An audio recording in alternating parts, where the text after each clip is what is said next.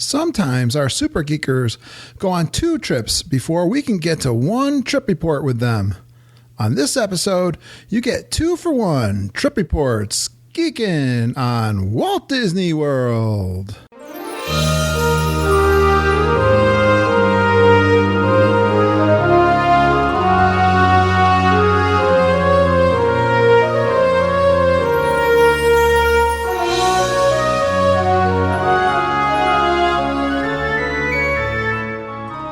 Are you ready for a fun-filled hour of food favorites, resort hopping, and hanging out with Disney World geeks? It's now time to go geekin' on Walt Disney World. Here's our dad and co-host. Hollywood was impressed with his performance in crowd scenes at the Indiana Jones stunt show. He never misses an 11 a.m. margarita at the Mexican Pavilion. And Mike Wazowski is still raving about his performance as that guy over at Monsters, Inc. Laugh Floor. Ladies and gentlemen, please welcome Curtis Stone. Welcome home, Disney World geeks. It's time for episode 159 of the Geekin' on Walt Disney World podcast.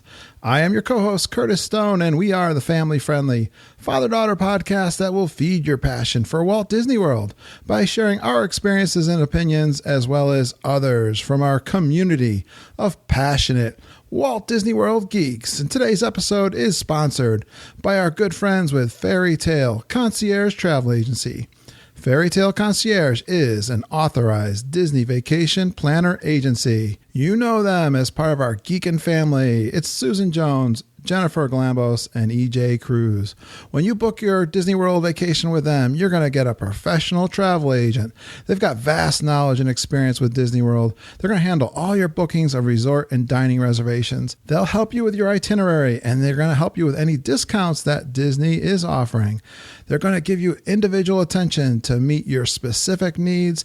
So contact them now for a free, no obligation quote. And best of all, their services are free to you.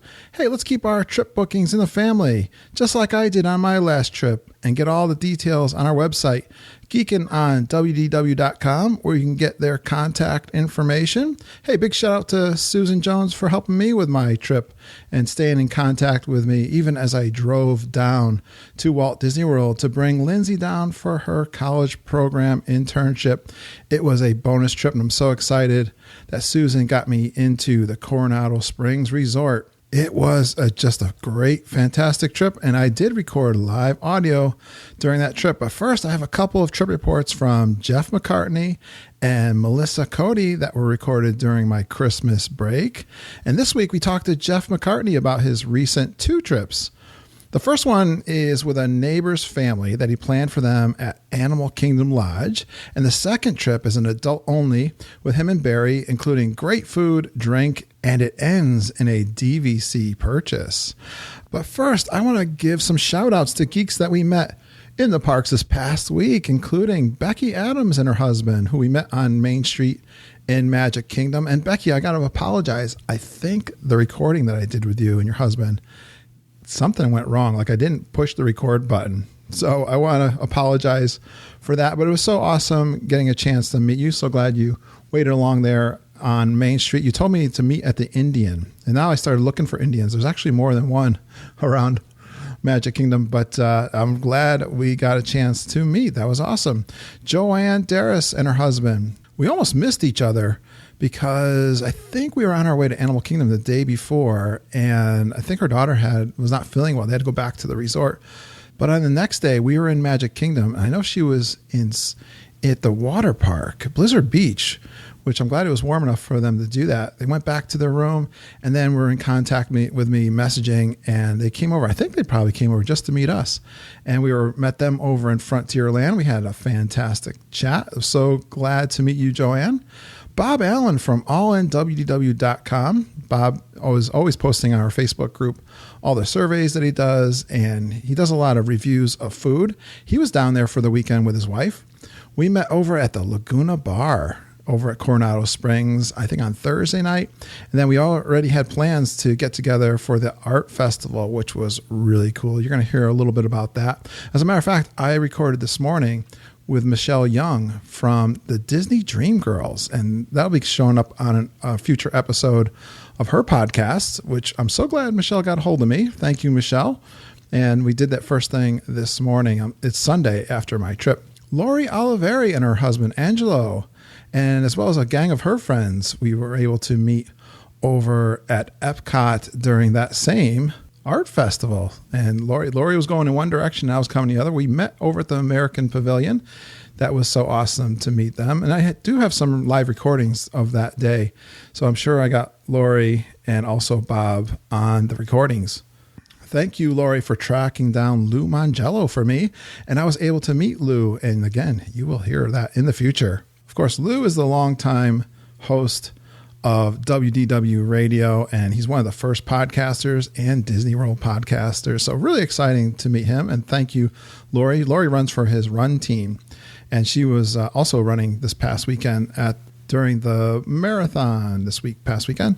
Holly Burcase. So glad to meet Holly. She's a super geeker, and she was there with her mom, Heather, and I got a chance to meet both of them. We hung out for a couple of days in Epcot and Magic Kingdom. Lindsay was getting ready, or she was attending one of her meetings when I first met Holly and Heather, and I really got a chance to meet Holly and her mom. And I know that Holly and Lindsay are definitely kindred spirits. I told them they have so much in common with theater and their opinions of Disney World. And so that was really great to meet Holly. Another thing that was really cool is as we were driving down to Florida, we had a horrible blizzard and snowstorm that we had to drive through. That was a southern storm, and they really can't handle the snow. It was so cool that our geeks were assisting or offering assistance, including Holly and her husband, Peter, who live down in Florida. Jamie McGee and her husband, who live in North Carolina, which was the worst part. They offered to actually drive out to meet us. That was so cool. And even Glenn Kessler, who's in the Washington, D.C. So I had friends and geeks, super geeks, all the way down through the ride, who was very, very nice of them to offer help if we needed it. Luckily, we did not need it. And you'll hear more about that, again, in our live trip reporting. And it's great that Lori is living down there for a couple of months in case Lindsay needs anything. I've got both of Holly and Lori down there in case she might need a little assistance of some kind. Really sorry I didn't get a chance to meet Peter Burcase due to the storm. We had planned to meet up with him also for lunch that first drive down on Sunday. But that didn't happen due to the storm. And I did meet about half of the geekers that I wanted to meet. So I just missed Bev Johnson. And I'm really sorry that I didn't meet her in Magic Kingdom. We were on our 4-park quest at the time.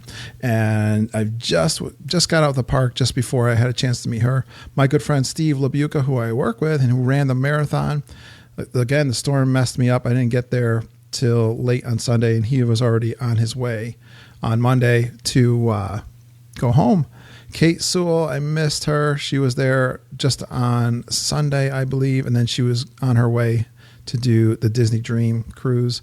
Missed out on Rick Dean, the bus driver. I'm not sure why. We were messaging each other. We never got together. And also Jeff Stillwell. Sorry, buddy, you were zigging while I was zagging. But maybe next time. We're going back down in March. So if we're down there, when you guys are down there, definitely stop and say hi. I love to take pictures with listeners and meet you guys. All right, let's listen to this fantastic trip report, or 2 trip reports with Jeff McCartney. Let's enjoy some Disney World food, drink, and fun with Jeff. Hey, Lindsay, I am excited because I've been wanting to do this trip report since I think October, and but we waited so long that now we got 2 trip reports to do. It happens. What can I say? But let's bring on our guests for tonight, Lindsay. Okay. You ready? Yes, I am. All right. Tables in Wonderland card is considering shutting him off. He's our official WDW wine specialist, and he volunteered to take his nieces and nephews to Disney World without being tortured first. Please welcome one of our most beloved super geekers, Jeff McCartney. Hey, geeks. Hey, Jeff. I'm so glad we finally got together. Absolutely. You were even willing to come on the show like a day before your last trip in December. Yeah. Well, I was like, I felt guilty doing that. I mean, he's getting ready to roll And I figured we'd put two trips together. And I like the way you did your outline for me, where we're going to look at what went well and what didn't go so well as planned. Yeah, there's a few lessons learned in there. Yeah, so this is kind of how are we putting this thing together? It's what to do and what not to do. So what I thought we would do is bring everyone up to date on actually what happened in 2016. We originally planned for a week in October to go down with our neighbors and their two kids. Right. They approached me. They said, "We know you go down all the time. We want to go down with you because we think it would be so much fun. Plus, you can direct us on all the places that we need to go and all that kind of good stuff." And we absolutely love that idea. So we actually spent almost a full year planning this trip. Oh, wow. Now, was it like their first trip or? This was the kids' first trip. And in many ways, it was the adults' first trip. The adults had been there once, but only for a day and only to Epcot. Okay. Oh, okay. Yeah. So really, they hadn't gone. Exactly. So in all essence, it was really their first trip as well. So it was planning first time visit to Disney for 4 people. And I was very excited by that. So I wanted to make sure that I understood everything from what their budget was to what their expectations were to all that kind of good stuff. Right. Then midway through the year, Barry's mom started having some difficulties, some health difficulties. And so I knew that he needed a distraction. So I said, why don't we go back and instead of exchanging Christmas gifts, why don't we go back for another short trip in December so that we can see the Christmas decorations and all that kind of good stuff. So that's where the second trip came into being. Okay. And literally a month after on the heels of the previous trip. I knew it was. It was really close. It was close. It was. So that's kind of where our story starts. Okay. So you did a trip in October with this gang of 6, right? Correct. And where did you stay in October? I asked my neighbor whether budget was going to be the factor or whether the experience was going to be the factor. And his response was, I want to be the best dad ever. Oh, that's great. So I said, okay, we're going to rent points at Animal Kingdom Lodge, 2-bedroom, Savannah View. Wow. Yeah. And I said, the kids will not know what hit them. And he's like, that's perfect. That's exactly what I want to do. So starting this planning a year in advance gave them time to start raising the money for the trip. Because I knew based on the point rental schedule and approximately how much the airfare was and the tickets and how much we spent on food, I knew a ballpark dollar range to give him to say, this is how much money you need to have available to go. And so that worked out really well. In fact, birthdays, Christmases, anytime there was some sort of celebration or family gift giving, it was Disney gift cards and money towards the Disney trip. Wow. That's the way to do it. Yeah. It was. And he was really smart about it. So we planned for Jumbo House because I figured that walking into that big lodge and the impressiveness of it and the fact that it was within walking distance, a short walking distance of all the meals and the pool and all that kind of good stuff. That's where I wanted to stay. Right. Yeah. And so we actually got onto the Rental Point website 7 months in advance because I knew that 7 months was that opening window. That's right. And for non-home resorts. And so I said, let's get in there as quickly as we can and see what we can do. And we were able to get the room we wanted without break, no issues, Nice. which is great. Perfect.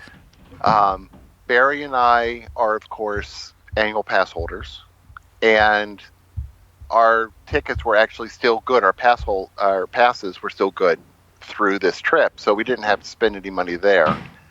Excellent. Plus, my Tables in Wonderland card still had not been shut off, and so Was it supposed to be shut off? Oh, yeah. Well, You use it so much.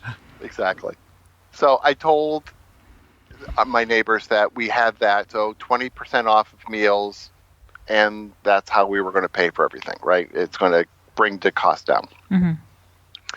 We were going to rent a car instead of using Disney transportation because I wanted to be able to have a smooth transition from the airport to getting to the resort, and I wanted to be able to quickly get to the parks and quickly get out of the parks, especially with the two kids. Yeah. Mm-hmm.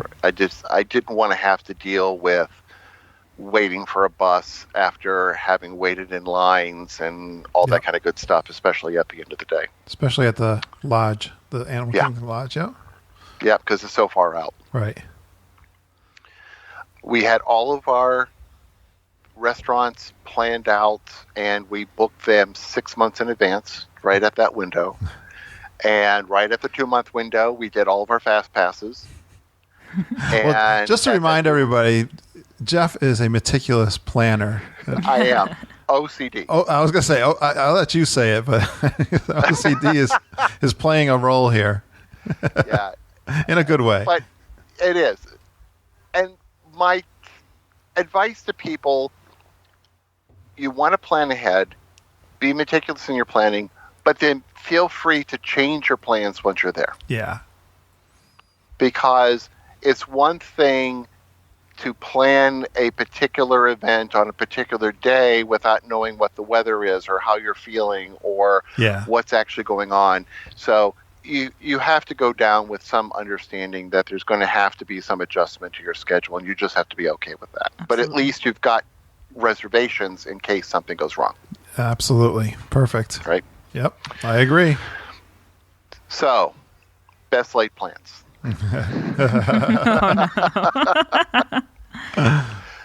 It started 5 days before the trip. Yeah. I get a call from Disney. I was actually meeting with some of our executive leaders, and I get the call, and I recognize that it was from Florida. Right. And so I had to excuse myself from this executive meeting to take the call. It was Disney calling to apologize. They had overbooked Jumbo House, and they did not have room for us. Wow. I didn't know that. And I didn't really I could not hear anything for about a minute afterwards because I was in panic mode at that point. I'm like, we're almost all packed 5 days out, and they're telling us there's no room at the end. I didn't know. I don't think I've ever heard that doing that. Oh, yeah. Yeah, I'm not quite sure what happened. They never provided an explanation as to why. I think they always do. It's something to do with the way that they... People cancel, I guess. It's like the statistics thing. They always overbook, and then people cancel, and they expect it, but it just didn't work out this time. Yeah. Right. So they said, we're going to move you to Kidani. Yeah. And we saw on your advance reservation when I checked in 2 months in advance, and I had some preferences that you can do online, one of which was on a lower floor so we could be closer to the savannah. Another one was closer to the lobby. Right. So we didn't have to walk as far because, Jumbo House. It's literally almost like a quarter mile at the furthest point if you're not careful to get to the lobby. So I wanted lower floor closer to the lobby, and the person who called said, we see your preferences. We can accommodate that over at Kidani. Yeah. And we are going to offer you the free dining plan for all 6 people for the entire 7-day trip. Whoa. Wow. I think that's a good deal. Yeah. Especially when they were trying to save some money. Exactly. So my initial disappointment about not being in the lodge was suddenly turning around as I heard this. And then when I called my neighbor to give him the news, he's like, free food for a week? Hell yeah. He was excited. Yeah. Good job. I'm all over that. Yeah, I think that's a good deal. I mean, do you prefer, now knowing the two of them, do you prefer which one, Jambo House or Kidani? I had my reservations because I had only stayed in Kidani once, and it was only for 2 days. Yeah. And it was on the heels of having stayed at Jambo House. And I just absolutely love Jambo House because of the ambiance and that impressiveness of the lobby and the things to do around that particular resort. Yeah. That I was a little disappointed. I agree. I said for free dining, I can get over that disappointment pretty quickly. Yeah, that would. Yeah, that's what I was thinking. That's a bonus for your December trip too. That's exactly. So Yeah. I said, all right, we'll do that. Fine, that's fine. And I'm we with get you. there, and literally, it was amazing how smoothly everything from there went. We used the Garden Grocer service. Yeah, I haven't heard much about that. Tell me about how that went. So with the two small kids, the plan was to use the kitchen for breakfast in the morning. Sure. To give everyone a jump start on the day so we're not having to pay for breakfast as well. Mm-hmm. So we got online. I got the order together. It was probably about 15 days in advance. And it turns out that there's a window with Garden Grocer, various windows, I should say, that the further out you order, the more of a discount that you get. Oh, okay. Which I did not realize, and it's kind of a good thing. I think we got the 15-day window. So that was the minimum, I think, to get a discount.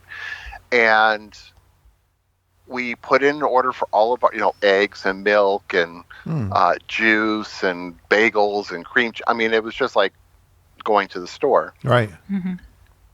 And they said that it would be delivered to your hotel and be there waiting for you when you get there. And so we get to the airport. We go right to... I'm a member of National Car Rental. Right. Mm-hmm. I think we are too. Yeah, our company has the special offer to get into their membership club. Right. Yeah. And that gets us to their Emerald Aisle, which means you don't even have to stop once you get your bags. Once you get your bags, you go right to the car aisle, and you get to pick out whatever car's there. Right. We enjoy that. We have that too. Yeah. Oh, okay. So I took a chance that there was going to be a car large enough for 6 people and baggage. Yeah. And sure enough, there was. We were able to get an extended minivan, and that was perfect. We drove right to the hotel, and as we're going to the hotel, I get a message from Disney that the room is ready. They gave us the room number and in which building it was. We were able to drive right to that building, park in the garage underneath, go right up to the floor, go right into the room without even stopping in the lobby. Oh, I didn't. So there's a garage underneath Kidani? There is. Yeah, I didn't know It's that. pretty nice. It is. We've stayed there, And but I don't remember that. Now, what was interesting about this is the fact that the garage elevator that takes you up to the floors was actually on the opposite side of the floor where we were staying because we were so close to the lobby. Okay. The garage elevator was on the opposite side of the building. So we ended up walking anyway. Oh, jeez. I'm mistaken. We didn't stay there. I've been over there just to eat at Sanaa. You stayed at Animal Kingdom. Yeah, we stayed at Yeah, that's right. But when we were over there for dinner at Sanaa, I was like, you know what? We walked around a lot. I'm like, I don't think this doesn't seem to have the same ambiance as the Jambo House. But, very different. Yeah. It seems like really kind of lonely over there. It's quiet. Yeah. But people like that. I'm sorry, go ahead. People like that. They like the quiet of that. And actually, we came to love it. I will say, by the end of our stay, I had actually fallen in love with Kidani. Oh, see that? And you got free food. Yeah, right. And free food. So it wasn't the free. Yeah, it wasn't the free food that made you love it, huh? It was a good No, incentive. actually, it wasn't. As it turns out, our room, as you come into the lobby, you head off to the left to go towards the rooms on the second floor there, and we were the first room on the right. Oh, nice. There was no room closer to the lobby. And I don't know if we mentioned, but you had a 2-bedroom. You had a 2-bedroom Savannah view. Savannah view. Yeah. Barry and I had one room.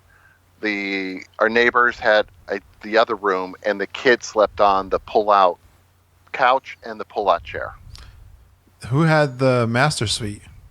Master suite with Barry and I, since I was doing all the planning, and I decided to take the master suite. Yeah, you earned it. And the other bedroom is got what, 2 queens in it?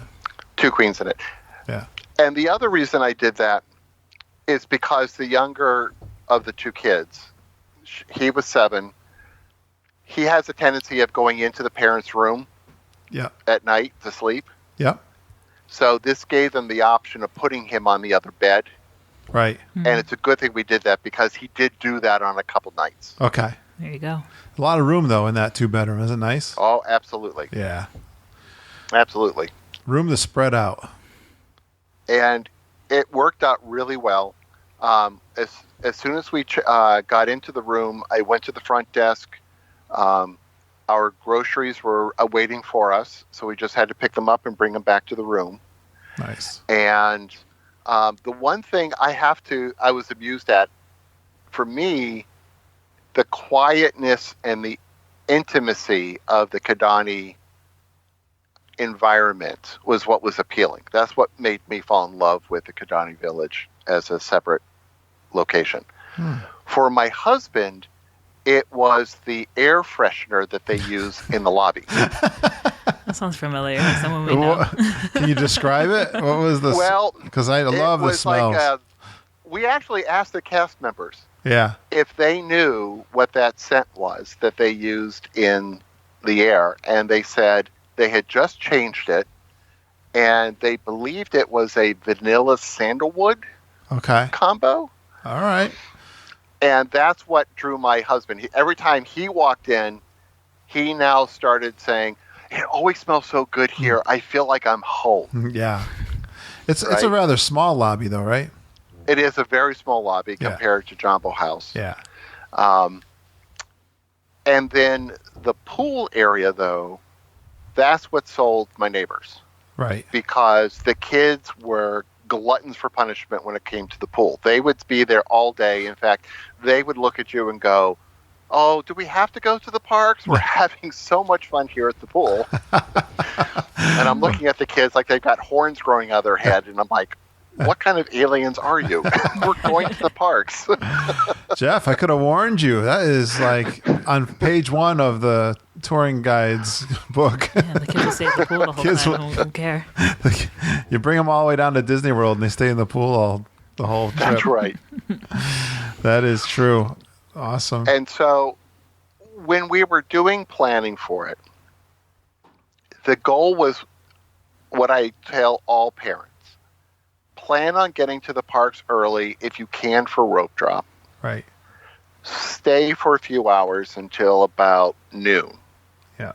When it starts to get really crowded. Go back to the hotel. Throw the kids in the pool. If you can, get someone down for a nap, right? Yeah. But just rest. And then go back to the parks in the evening when the crowds start to lower. That was the plan. Yeah. How'd that plan work out? Not so good. So what blew the plan? Well, we got up for rope drop the first day. And the reaction from everyone universally, including the kids, was, "You're getting me up at what time?" Well, I'm so glad to hear that, because that makes it an advantage for Lindsay and I when we go, because we make rope drop, and we're glad there's people like them that don't want to get up. I'll tell you. It's so true. The first day, I was able to get everyone really early to the park, and I will say getting to the park early has its advantages when you want to get on some of those big rides where you don't have fast passes. Exactly. Yep. So that worked out really well. It was great advice. As we got to midway through the week, us adults were not as willing to get up that early.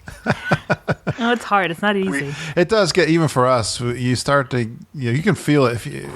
Like by Thursday, Wednesday, Thursday, you're already saying, I don't know if we're going to make rope drop. A piece of your soul just kind of fractures and you can't do it anymore.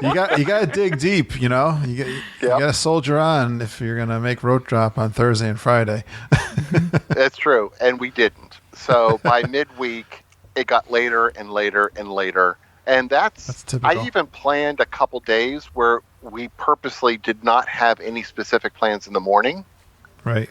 So that we could sleep in a little bit more, have a little bit more space, and get out for a little bit later in the day. Yeah.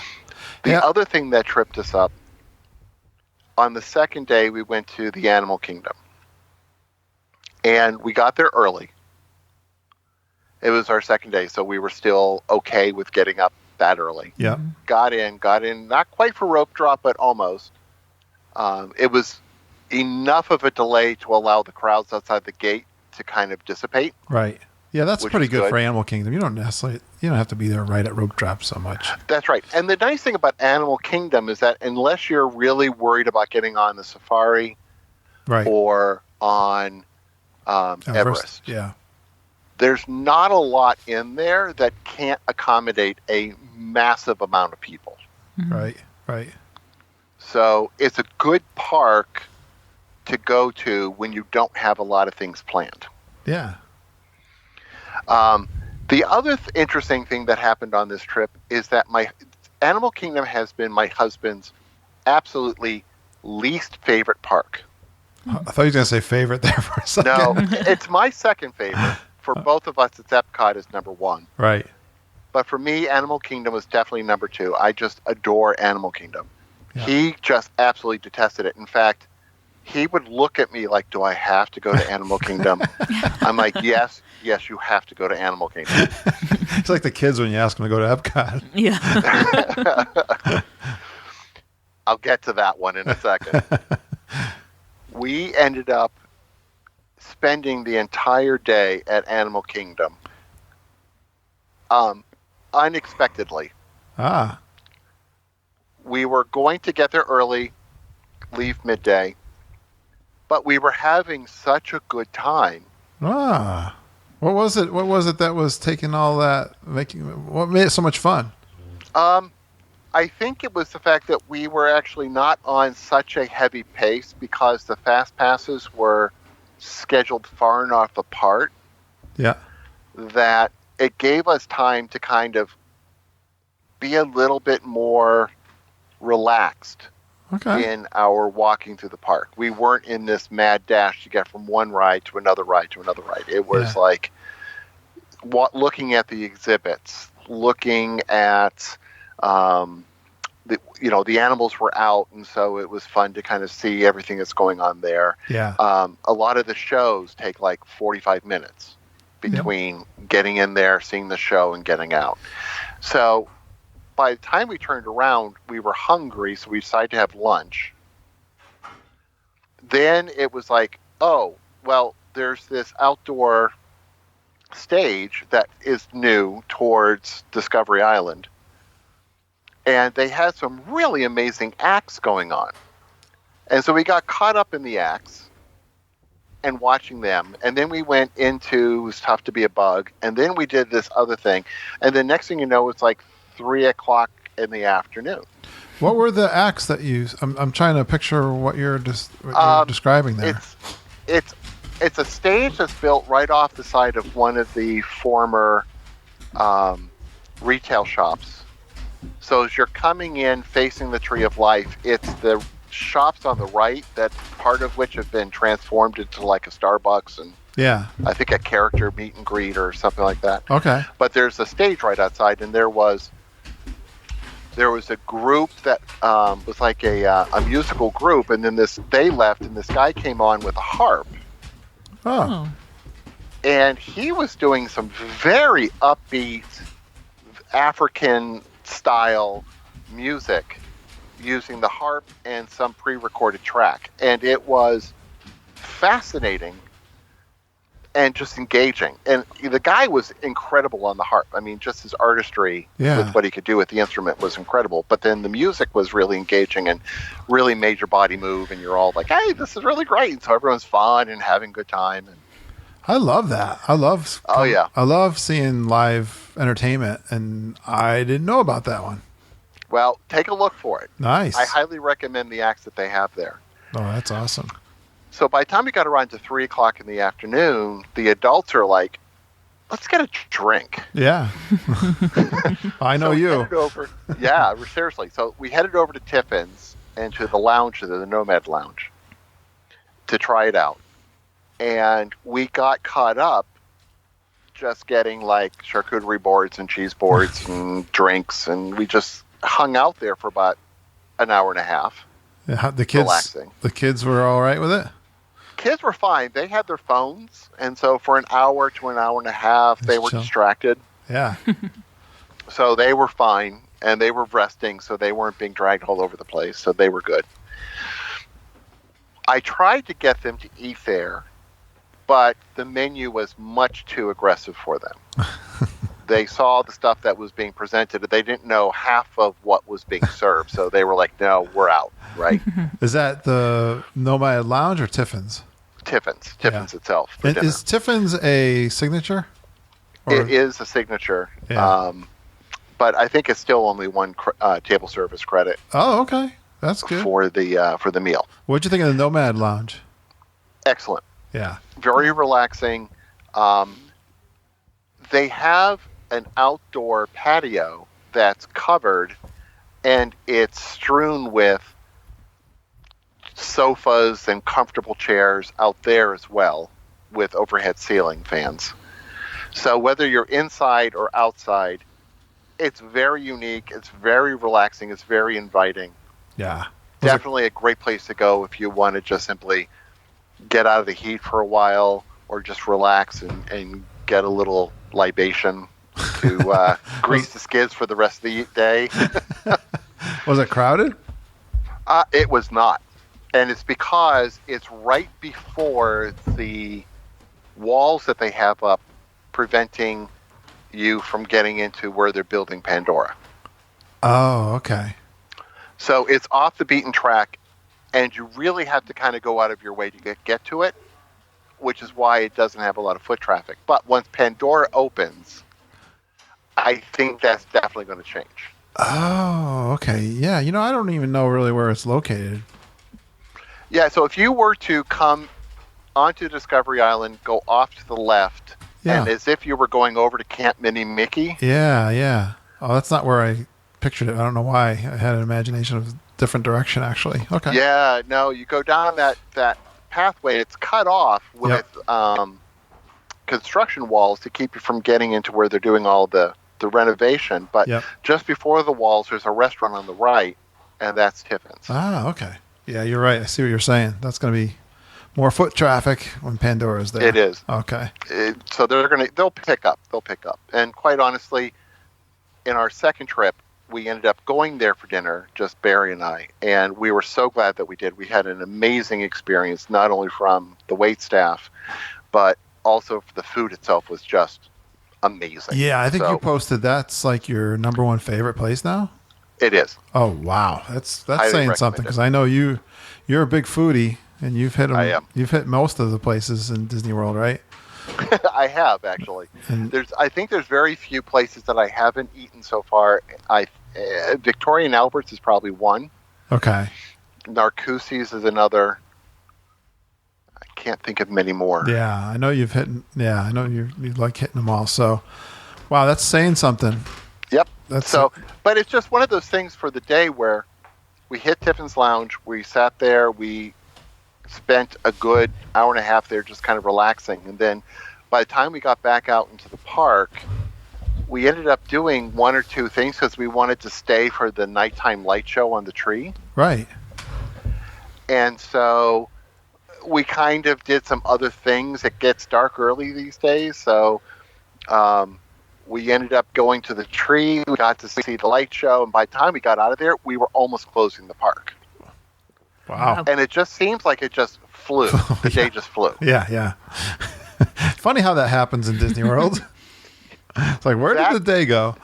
It's true, and it completely screwed us up for the next few days. Yeah, I think it's hard to burn the candle at both ends. We all try. Yep, and I fell into the trap of wanting to show them everything. Yeah. And it cost us the whole day there, we had an absolutely wonderful day, and everyone loved the day, but physically, right, we were wiped, and so the next day it caught up with us. Yep. Oh no! Already, you're only like 3 days. Yeah. Yeah, exactly. All right, and any other food standouts then from this trip? In terms of where we ate, we ended up canceling a number of our restaurants because of with the kids. Yeah. We knew that they weren't going to appreciate a good sit-down meal. Right. And so we ended up doing a lot more counter service just to speed things up. Yeah, I'm not surprised. We actually did that on a trip back in March. I have to say that I was not a part of that decision, and I did not agree with it. I wanted to do sit-downs. Yes, you have mentioned that more than one time. Well, I like to sit down and rest. It's not just the food; it's the sitting down and relaxing and all that kind of thing. The dining experience is very important to me. I will say the one thing we did that we had not done before was the wine bar over at Tutto Gusto. Mm-hmm. Highly recommend it. Oh, I'm glad you mentioned that because I was shocked that you had never done that. Being our wine expert and I know. And that being our favorite place for a glass of wine. Yeah, tell me more about what you thought of Tutto Gusto. We absolutely loved it. Nice, I'm glad. We were able to get in with 6 people, which I was shocked. Yeah. Just kind of walking. It's a little place. Yeah. It's not big. Yep. Which is why I was shocked for 6 people that we could actually get in. Yep, definitely. And we got in, and we each did different things in terms of wine flights. I ended up going the full passport or whatever they call it, the Grand Tour. It was like 6 wines, and it was like $30 or something like that. I don't know, but I didn't care. Yeah, then right. We just ordered a bunch of charcuterie and cheeses for the table, and right. The kids ordered a few things off the kids' table and kids' menu, and they had crayons and coloring, and they were fine. So it's a go-to place for you now, right? It is. Yeah, nice. I'm It's glad, a good place Jeff. to just sit down halfway I'm through. so glad you got the, I'm so glad. I'm so proud of you, Jeff. so much. I tell you, I highly recommend it. Yeah. We actually went back there in December and just really sat down and fully enjoyed it. Nice. And you're a wine connoisseur, and you spend some part-time work, I guess, if you want to call that, at a winery, right? Yes. So I'm closely associated. My husband works at the winery here in Woodstock, and I spend a lot of time up there and have been involved in some of the stuff that goes on there. Right. So, yeah. So did you taste test a bunch of wines? Amateurish interest. It's a hobby. It's a hobby. Beautiful. Did you really taste a bunch of wines? And I did, and the flight was nice in that it had a mix of both whites and reds, which I really wanted to try. Cool. And I just really enjoyed, I think, 5 out of the 6 wines. There was one that wasn't quite to my palate, but I still appreciated it. So, the other thing that was really nice is the fact that, or an interesting note was, we had 2 kids, ages 7 and 9. The 9-year-old was at that in-between age. Yeah. So when she was being given the kids' menu, she's like, I don't want to order off of this. I want to order off the adult menu. Which affects what credits you're using.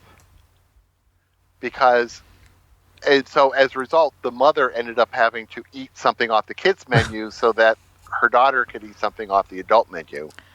Oh, is that how it works? So I didn't know. We don't know how the family. So the meal plan basically gives you. What's the age break on that? It's 10, isn't it? It's 10. Oh, so she was close. So it's 10 and up. Yeah. Or 9 and lower. So kids are considered 9 or less. Okay. So she was right there on that cusp. Yeah. So she was definitely much more interested in what we were having off the adult menu than what her brother was having off the kids menu. There's so much food on the meal plan too, right? I bet your There is. I bet your mom didn't go hungry. She did not. Yeah. But it was an interesting point to note is depending on what age your kid is going down there and if you're going on the meal plan, is just understanding that if your kid has a much more mature palate, right, and you're on the meal plan, they may not be satisfied with what they get on the kids menu. Good point. That's great advice. Great. Actually. Yeah, great tip there. Yeah, you got a big 9-year-old. Yeah. Well, it depends on what the kid's raised with. She's definitely growing and she's definitely maturing pretty quickly. So. Nice. Yeah, what kind of wine did she have? What kind of wine did she have at the Tudo Gusto? No wine for the kids. Oh, okay. You've got to make that clear. I'm definitely not interested in getting myself in trouble here. All right. Any other highlights from this first or tips? I would say Epcot was fine on day 1, but when we tried going back for day 2, the kids just weren't having it. The adults definitely wanted to go back for food and wine. That was in full swing.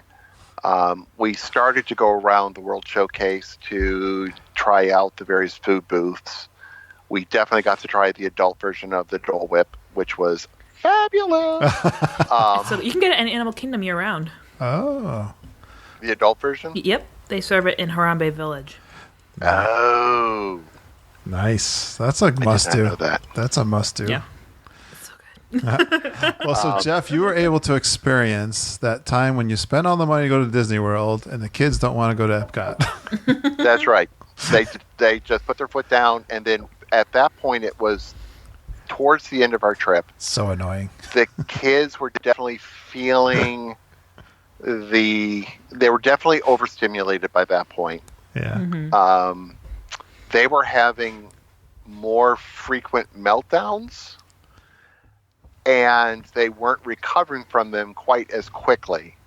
And at that point, when we were in Epcot, the mother melted down herself, and she's like, okay, pack it up. We're all leaving. Leaving Epcot or Disney World? Yes, leaving Epcot. So Yeah, okay. she's like, let's go back to the hotel. And my neighbor kind of shrugged and looked at me, and he goes, we'll see you back at the hotel. It's one of those awkward moments. Exactly. Like when we went with Mom's sister and their family, and we had one of those real awkward moments at one point where they were into a big, massive fight. They had 3 girls. They got into one of them girl fights. Oh. Cat fights. I think it was, I don't remember where exactly. Which trip was this? It was when we went to the Polynesian for like 10 days. Oh, so that was... But at least they were family and we were used to awkward moments. Jeff was with a neighbor. Yeah, that's different. The only other thing that I would say is a lesson learned from that trip was we were going so late in October that it was very close to Halloween. We wanted to go to the Halloween party, but Disney now has that variable pricing structure based on season. And so the price of the Halloween party as you're in early September is around the $65 to $69 range that we're used to. Mm-hmm. But we ended up paying close to $100 a ticket because we were so close to Halloween. I didn't know they were doing that. That's interesting.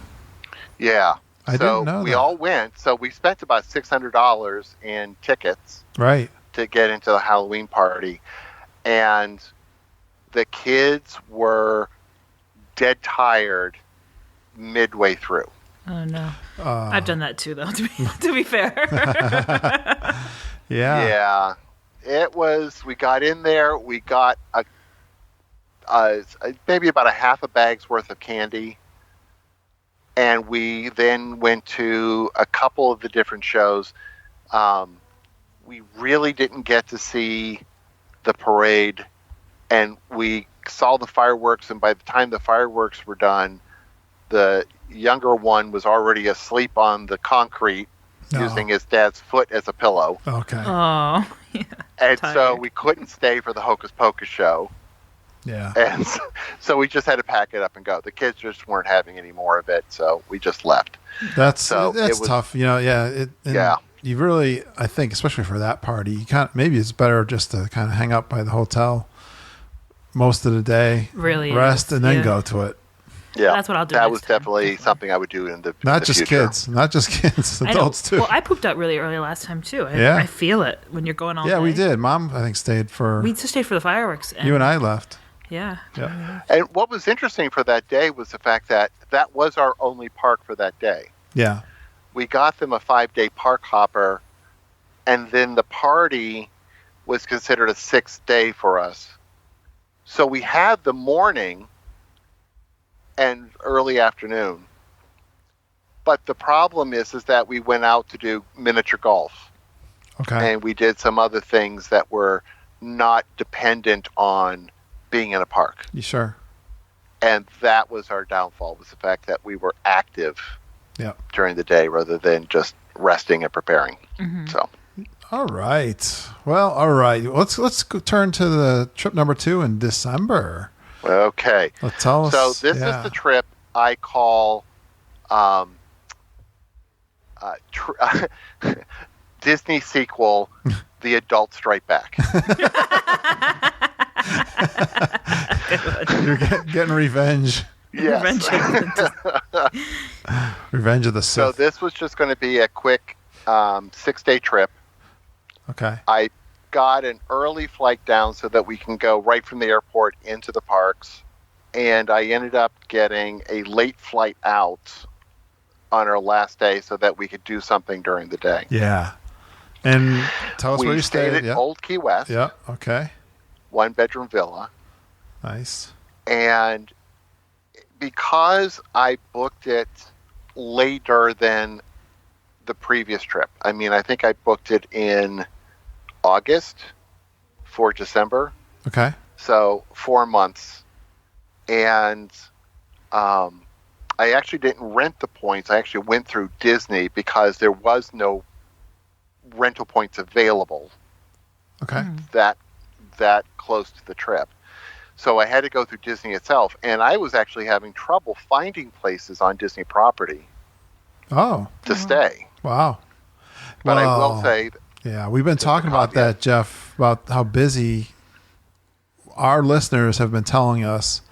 Early December is. Yeah, this early December, I think. Oh, right? yeah. Well, there's like a very early December. There might be a little bit of a lull sometimes, but get a lot of reports of very busy activity this past December. I feel like it's been getting crazier. Yeah. I would say that the crowds were definitely a little higher than I've experienced in the past. We've gone down now 4 years in a row in December. Mm-hmm. I would say it's a little bit crowded. It's definitely worse on the weekends. Right. Because you got the local traffic coming in. Right. But even midweek, it was still heavier than what I was expecting. Was this your first time at Old Key West? No. Okay. Actually, this is our second time at Old Key West. And I was okay with Old Key West because of the fact that I knew it was going to be quieter. Yeah. And I know that the villas are a little bit larger, being the original villas. Right. But I went in there purposely with less planning. I think I only planned 4 restaurants for the entire trip. Okay. That was it. Yeah. Very few fast passes. I wanted to get on Soaring. I wanted to get on Test Track. I wanted to get on Everest. I wanted to get on the Safari. I wanted to get... what is it? Toy Story. Right. And Tower Terror. the big stuff. What was the restaurant plan? Why 4? And were they anything special about those 4? We wanted to go to Flying Fish since the redo. Right. So we wanted to experience that. And I wanted to go back to Le Cellier because we had restaurant plans to go to Le Cellier in October, and we ended up canceling them because of the meltdown. Okay. We ended up Japan because that's a kind of a go-to for us. And we were going to go to Narcoossee's. Okay. We ended up not going to Narcoossee's. We ended up going to Tiffin's. Yep. We ended up loving Flying Fish. Oh, good. And we went beforehand to the Abracadabra bar next door. Yeah. All right. So had you been to Flying Fish before? Yes. Okay. So what'd you think? And in fact, before? I love Flying Fish. We actually were there once for the chef's table. Right. And then we've been back there since on a number of occasions just for regular dining. And it's one of our favorite places to go. So what's your opinion before and after? Any difference? They definitely plussed it in the right direction. In what way? The former decor was much more boardwalky. Yeah. In terms of the look and feel, the whimsy of the stuff hanging from the ceiling. Yeah. Now it's much more upscale in its appearance. Okay. It's a lot of blues and glass and silver. Yep. So you're carrying a lot of sea-type themes into it and almost no boardwalky type of elements. Yeah. Nice. And yeah, so it's definitely an upscale. You walk in there and you know you're in a signature dining restaurant. Perfect. And what about the menu? Menu is definitely on the upscale. I ended up having the scallops, which were just absolutely amazing. Nice. And the service was right on point. Same as it always. Was excellent. Yeah, I think we've had some of our best service there too. Oh yeah, every time. And I want to know, can you still see the chefs cooking? Yes. Yeah. Yep. Yeah, still open to the the back area, the cooking area, and the bar has been expanded a bit. So I'm psyched. Now, how about the Abracadabra bar? Okay. So this used to be the old candy shop. Yeah. Oh, yeah. And they gutted that. Yep. And it's a very small, intimate bar. And when you walk in, it's got a speakeasy kind of feel.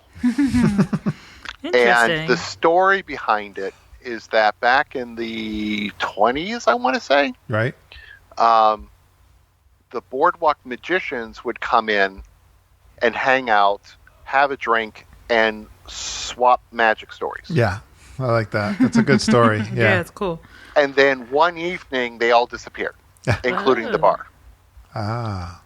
And now the bar's back, but none of the magicians can be found. But all the magic tricks are there? But what ends up happening is like they've got posters up on the walls of the various magicians and their acts. And you have to watch them closely because at some point during the evening, the magicians and the posters will disappear. Oh, wow. The poster's still there, but the people in it will disappear. Now you see them, now you don't. Exactly. Abracadabra. Cool. And they specialize in whiskey and bourbon drinks. Oh, that's your favorite. Which was right up my alley. I kind of like it straight. What we ended up doing is going right to the bar. We sat at the bar. Yeah. And we engaged the bartenders who were just absolutely amazing. Cool. A lot of fun to talk to.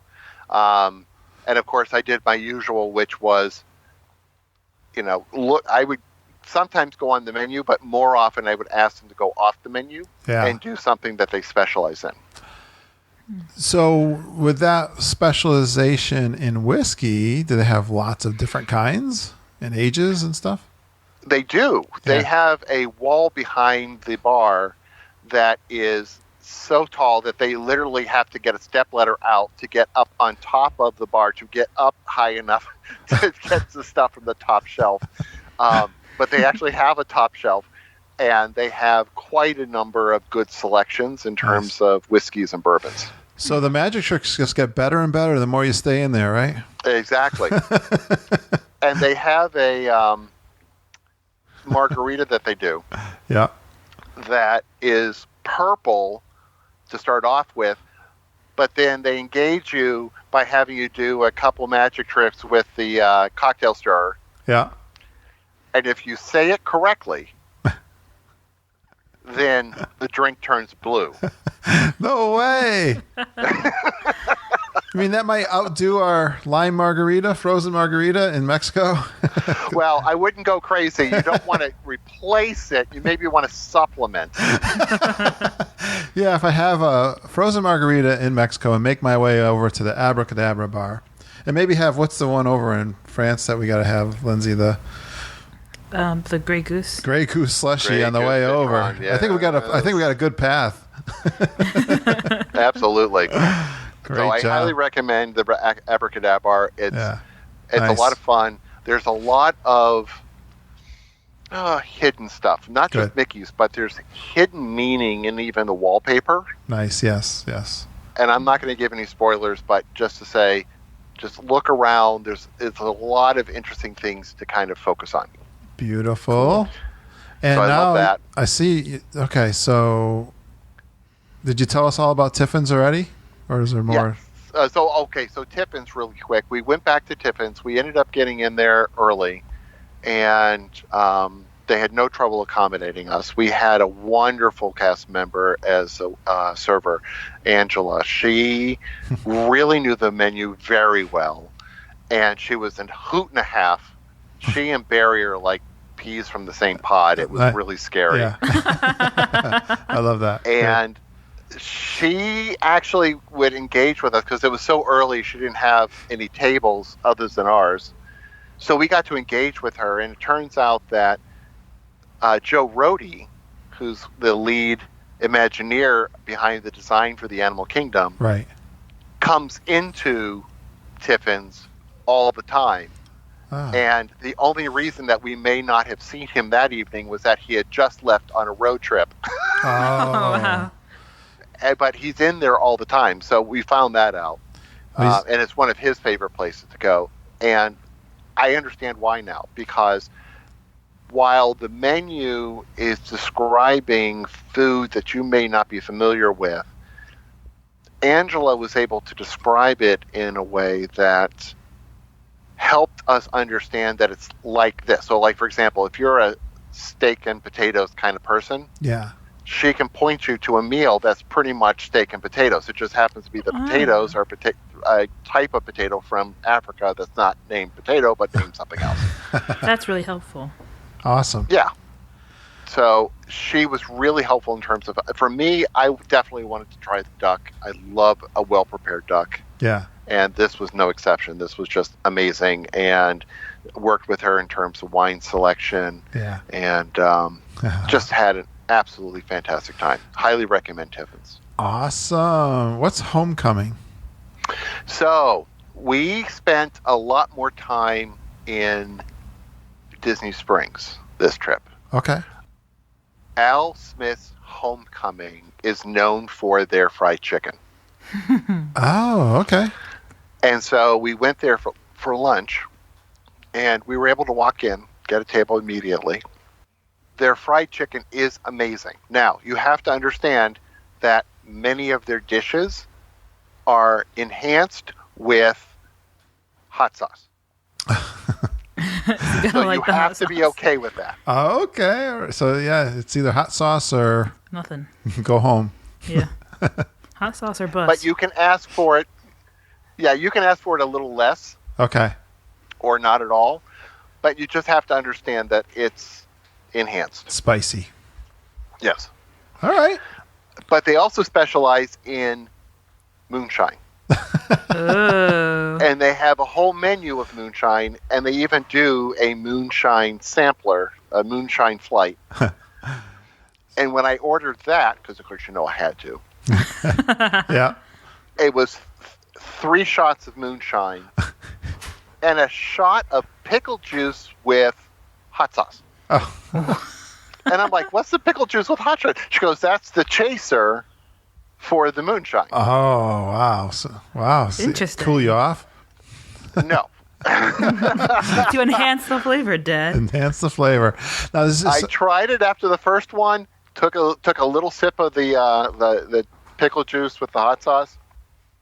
I understand why they do it, but I don't like pickles and I don't like hot sauce. Yeah. So bad combo. That was the only time I tried a little sip. That was it. I was done. Is this a sit-down restaurant? It is. Okay. When you said fried chicken, I was thinking Kentucky Fried Chicken counter service. No, definitely not. Yeah. It's a sit-down restaurant. Okay. The food is absolutely delicious. Great. Another one that I think is a good addition to Disney Springs. Yeah. It's right next to Morimoto. Oh, okay.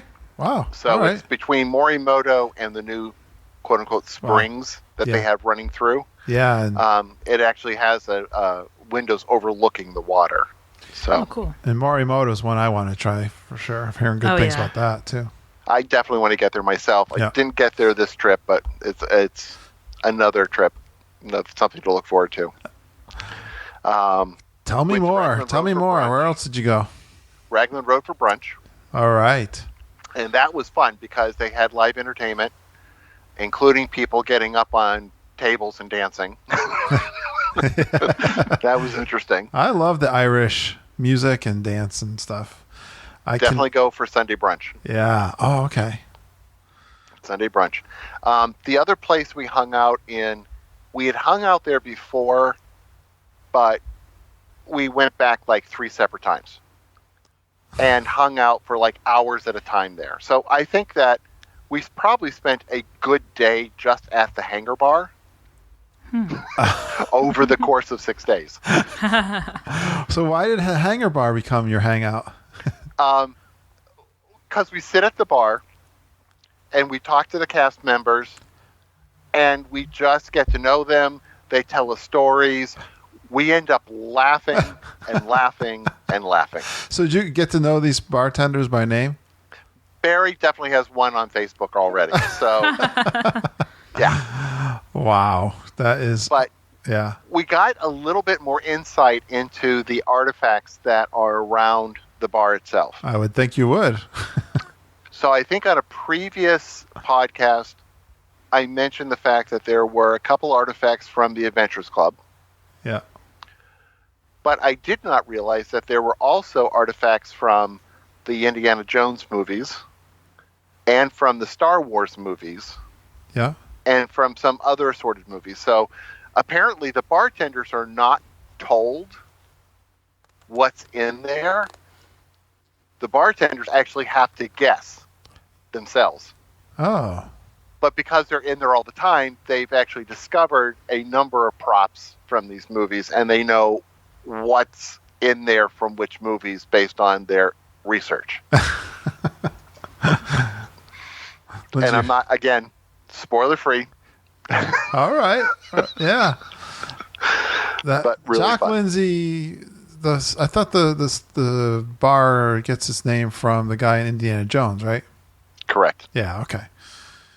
Perfect. Yeah, Jock Lindsay is the name of his pilot. Yeah. That gets him off the island away from the, natives who are trying to get him. And the story goes that he was flying Indy into Florida to go explore for the Fountain of Youth.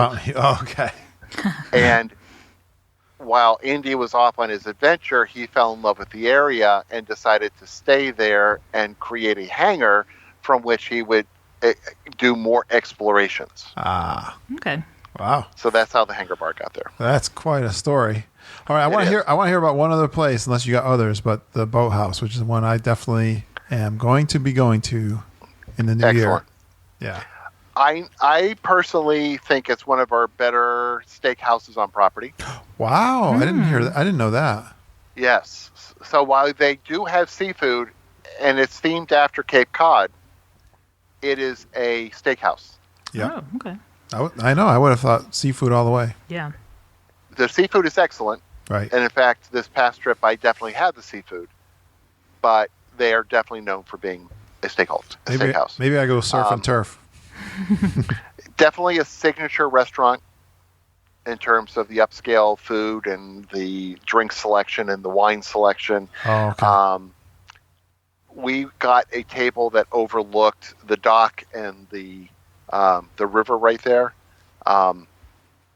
It was just beautiful. Yeah. We just spent a lot of time having lunch and relaxing and looking at the scenery. And right. Again, our wait staff was over the top amazing. I like the.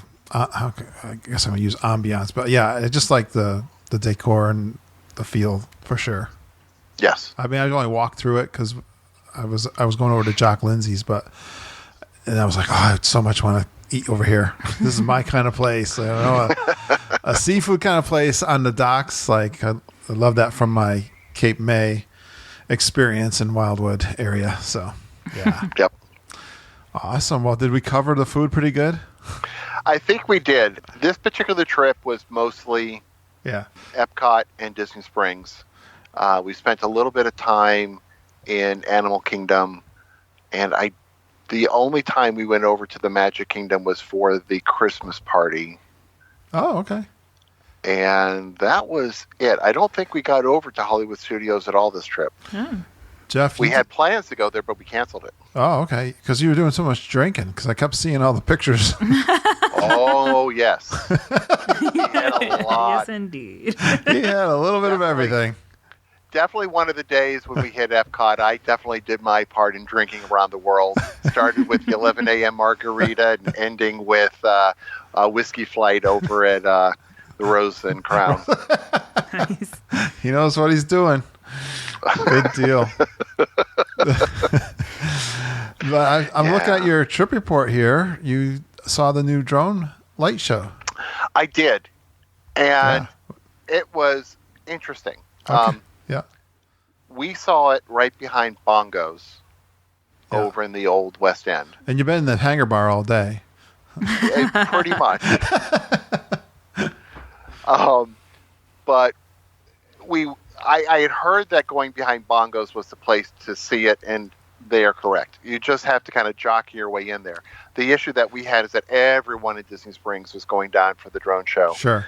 And it was packed. Okay. Yeah. So we just had to kind of jockey for position where we could see it without getting, the street lights in the way and all that kind of good stuff. But it's out over the water? It is over the water. Yeah. They have to do this over the water. Sure. Because if one of the drones ends up having a malfunction, they want it to crash into the water, not into the crowd. Yes. The other question was, you think you can see it from the resort across? You absolutely can. Okay. Why am I Saratoga Springs? Yep. Yeah. Okay. And in fact, the drone show happens in that waterway between Bongos and Saratoga Springs across the way. Okay. Yeah. Cool. So for those of you staying in Saratoga Springs, you got a free nighttime spectacle. Yeah, exactly. That's right. And it only lasts about 5 minutes. I actually listened to a recent podcast by Len Testa and Jim Hill. Len went to see the drone show, and he does a very good job of critiquing the drone show. So I'm not going to go into too much detail. People can go over and listen to that, and it's pretty accurate. But in essence, it takes only about 5 minutes because they have to watch the battery life. Yeah, they're not that long. Yeah, they only last like 10 minutes. Those that's right. Batteries don't last long. I know. So it's like a few minutes to get in position, 5 minutes for the show, and then 2 minutes to get back before it runs out. Before they all power. go into the water. How many drones? Do you know how many drones they use? I don't know. I would definitely say it's in the hundreds. Yeah, that's wild. Wow. And when it starts off, they've got, of course, synchronized the music in the environment, and it starts off like lights in the sky. So it looks like stars. Right. And then the stars suddenly start to move into position, and then they start forming different shapes. Right. Yeah.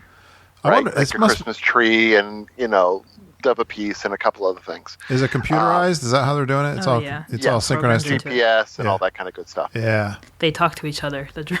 Oh, yeah? Wow. That's spooky. Yeah, to make sure that they're not running into each other as well. Yeah. Well, they're not whispering to each other. They're aware of each other. Yeah, no, they. Look at the guy down there in the goofy hat. That one was over at the Jock Lindsay bar all day. Watch out for him. Nice. But it was definitely fun. Very interesting to see. And if you're in that area, it's definitely worth going to catch. Yeah. All right. So we covered a lot of the things that went well, I think. Yep. Jeff. Anything on this trip could possibly have gone wrong? You know what? It's for me, I was stressed out most of the trip. Why? Because of my OCD. I kept expecting things to go wrong because I did not do my planning. Oh. So we went in there with very limited fast passes, with very limited reservations. So it really was at the mercy of whatever we could get at the moment. Do you still feel when you go, being that you go a lot, that you still have to go commando? Do you have that pulling at you? Sometimes. Yeah. I think it's the expectation of wanting to do certain things. Yeah. Because there's things that you love, and you gotta. I know. I think I'm in this battle a little bit too. Like I should be able to go and just kind of wing it, but I still feel like if I miss something, I've disappointed. I missed something. Yeah, because we didn't see the haunted house on this last trip, but I was okay with that because we saw it on the first trip in October. All right. So that's one of your favorites, but you missed it on this trip. Exactly. Yeah. And we ended up not going to Hollywood Studios at all. And honestly, I didn't miss it. Yeah. In the end, it was actually the best trip we've ever taken. Wow. That's saying something. You just have to go into it with an expectation that you're not going to see everything. If you're going to make a dining reservation on the fly, you're probably going to have limited choices. Mm-hmm. But there are choices. I was surprised at how many choices we had when we were getting ready to make them. So it's not like you can't make reservations the day of. You absolutely can. You just may have to make some compromises on what you decide to go to or what time you decide to go do it. Yeah. So what was it that you just made a bold statement that this was like your best trip ever. What was it that stood out? I think it was the fact that we didn't bother trying to get up first thing in the morning. Okay. And we got there when we got there. We spent most of the time in Epcot, and then it was like we only did parts of Epcot at a time. We spent a lot of time in Disney Springs just walking around, looking at what they had to offer. And more importantly, we spent a lot of time drinking. Maybe that's why. Maybe I think we finally got into the core. But it was the ambiance, right? Yeah. Whether it was the Nomad Lounge over at Tiffin's, or the Hangar Bar, or the Abracadabra Bar, or even the Rose and Crown, right? We would go in there, we would sit down, we would probably spend anywhere between a half an hour to an hour minimally in any given place. In some places like the Abracadabra Bar and the Hangar Bar, we could literally spend 3 to 4 hours in there easily. Oh, yeah. Nice. And just interacting with the cast members, relaxing, not worrying about anything. And I think that doing something like that without having to worry about going commando and having to be somewhere at a particular time and worrying about the crowds and all that kind of stuff, we just focus on those things that were either walkthrough or the theater experiences that had large capacities. So it was much more relaxed and laid back than any of our other previous trips. And I think that was probably the key to making this the best trip. All right. So you got to remember that for the next time. Absolutely. And trust me, one of the things that we did, and everyone that I know has asked, what took you so long? Our first day, we went right from the airport to the Animal Kingdom. And as we were walking around Animal Kingdom, we passed by the DVC booth. And next thing I know, I'm looking around. My husband's nowhere to be found. I turn around, and he's talking to one of the reps at the DVC booth. Yeah. And I'm like, oh, God, how can I extract him from this situation without it costing me a lot of money? And we went over there. We talked to the guy. He invited us to go to the open house. Yeah. I told him, I said, I know the system. I know the value. We stay in DVC properties. I just need to understand whether I can do this financially. Right. He's like, no problem. So when would be a good time for you? And because we didn't have a lot planned, we had a lot more flexibility to go to the open house. So you did do it. Okay. Time. Yeah. And we went to the open house. Very lovely facility over at Saratoga Springs. Yeah. And we got shown into one of their rooms. And our rep came in almost immediately. She sat down and she's like, okay, I see on your reservation that you already know all about this. So let me just get right down to business here. Here are your options. Here's how much they cost. Right. Here's what is up front. This is what your monthly payment's going to be. What do you think? And I was like, I'm loving this.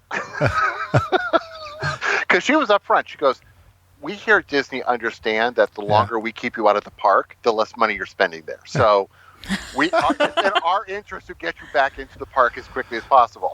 That's funny. Great. They're not high pressure at all. I don't. Yeah. They don't seem to be. Guest satisfaction comes first. Yeah, I agree. It is. Yeah. And she made a recommendation for us. Right now, the current points being sold are for Polynesian. Yeah.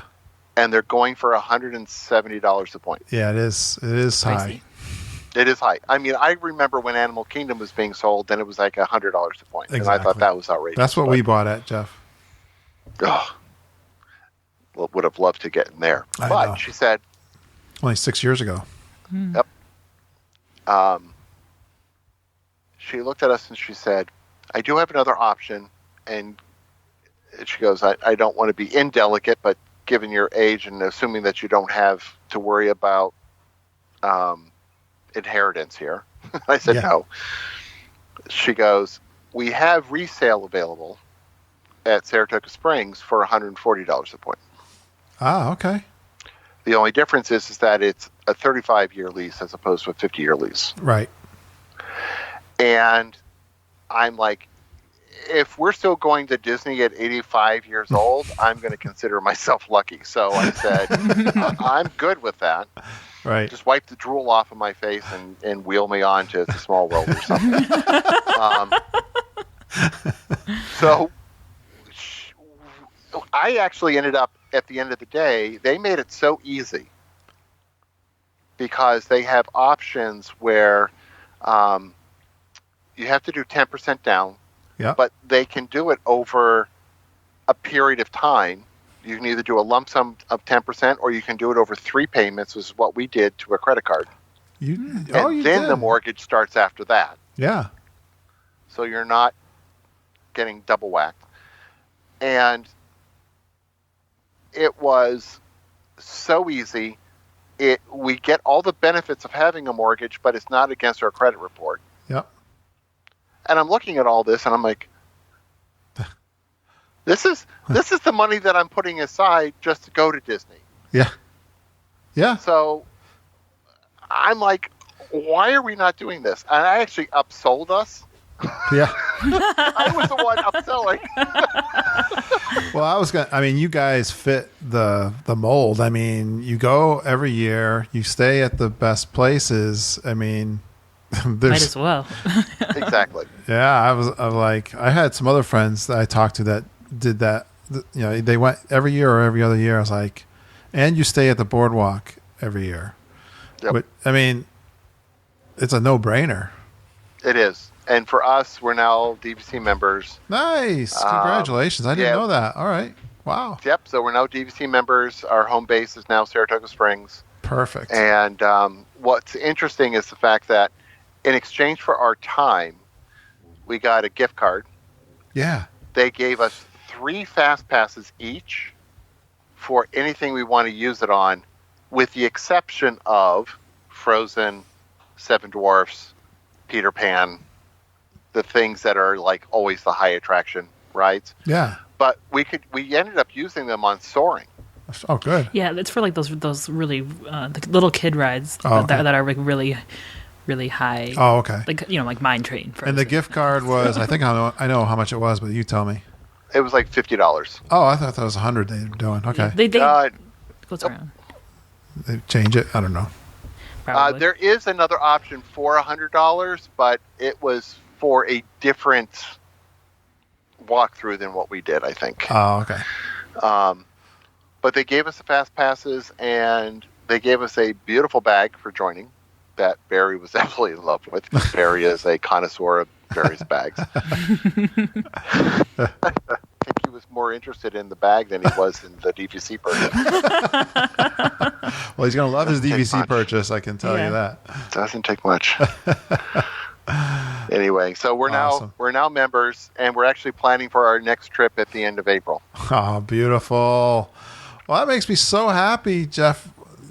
Another great trip report with Jeff McCartney. This was awesome. Any last parting thoughts then? We got to do a geek meet and greet. Oh, you did? That's right. Yeah, tell me. That's right. We ended up hooking up with Connie and Lori, and we met up for margaritas over at Epcot, or Mexico. Yes, I'm glad you remembered to tell me that. Yeah. And we got there for 11 o'clock, and the La Casa doesn't open until 11:30. Yeah. So we're sitting there going, we're looking for margaritas, and we can't get one for another half hour. It's a horrible feeling. Yeah. But we got our margaritas, so. Yeah, and I was surprised that you had never met Connie. She's great. I'll have her on the show. I think she's going. I gotta have her on the show. I used to work with her, and so that's funny. Yep. Yeah, we ended up discovering that we have a lot of friends in common because she was at the Hartford for so long, and she got out when I was going to get out. Right. When they had a massive number of retirees leave. Right. But I ended up deciding to hang in there. Exactly. But yeah, it turns out we had a lot of people in common, so I was like shocked at that. So I'm so glad you met up with them. That's awesome. It was a lot of fun. Oh, perfect. I love to hear that, Lindsay, when our geeks meet in the parks. I know. And they send me little pictures. Family that you cultivated. I love that. All right. All thanks to you. Thank you so much. I am so glad. And boy, that was another great trip report. Again, don't listen to our podcast without eating before. Yeah, right. Or have a drink before. Yes. Or unless you're driving, stay home. Some great details on dining and good fun as usual, Jeff. Thanks so much for being on. My pleasure. Talk to you again real soon. Excellent. What a surprise from Jeff that he bought into the DVC. And I think he's just a perfect Disney geek to buy into DVC. You know, he loves going every year. He likes staying at the best kind of accommodations. I mean, it really makes sense for him. So I'm so glad that he did that. All right, you guys, you geeks and you super geeks, you guys are the reason we do this show. And we're so glad you've been listening. And I want you to know that if you want to support our show, if you want to retweet our Twitter posts or share our Facebook episodes, we really appreciate that. That gets the word out about our show. I'd love it if you go out to iTunes and give us a fun, fantastic, and it would be great if you gave us a 5-star review. Love that. Tell your friends about our show. It is a community that we've built where we have lots of fun together. Out on that Facebook community especially, boy, it was really noticeable, especially this trip. You know, I was recording, I was taking pictures, I was live Facebook, but I was constantly on Facebook responding and watching what people were posting there in our Geekin on WDW Facebook group. If you want to be a part of that, and I want to tell you, you guys make it waiting in lines, or whenever you got to do any kind of waiting, you bring out that old iPhone and you check that. It makes the time go by during those waiting times. It was so awesome communicating with you guys. If you want to be part of that, all you got to do is go out there and search for that Geekin on WDW Facebook group. And it is private, so you're going to have to request me to give you access. Once I give you access, you'll be all set. I'll probably message you, too, and I'll make sure you're a listener and that you're a big Walt Disney World fan, because we like to keep that fun and keep all those trolls out of there. If you want to contact me through email, it's kurt.stone@geekinonwdw.com. I appreciate any of your questions, or you have anything for me. You think email is a better way to do that, you can do that, or direct message me, or message me or whatever. Tweet me on Twitter @GeekinOnWDW. Leave us a voice recording on GeekSpeak. That's 860-294-4774. If you've got an interesting tip or a question, or maybe you're down in the parks and you want to give a live trip report for a couple minutes. You get about 3 minutes to leave a message there. Do that, and I will feature that on the show. And don't forget, if you're planning a Walt Disney World vacation, hey, why not talk to our good friends and super geekers, Susan, Jennifer, EJ at Fairy Tale Concierge. They'll be your best buddy. You'll have a good time. They'll have a good time, and you'll plan the best vacation down at Disney World that you possibly can. They're awesome. Check them out. I appreciate you guys supporting them. And thanks for going Geekin on WDW with us. We really appreciate you listening and geeking with us. Have a magical day, and I hope all your dreams come true.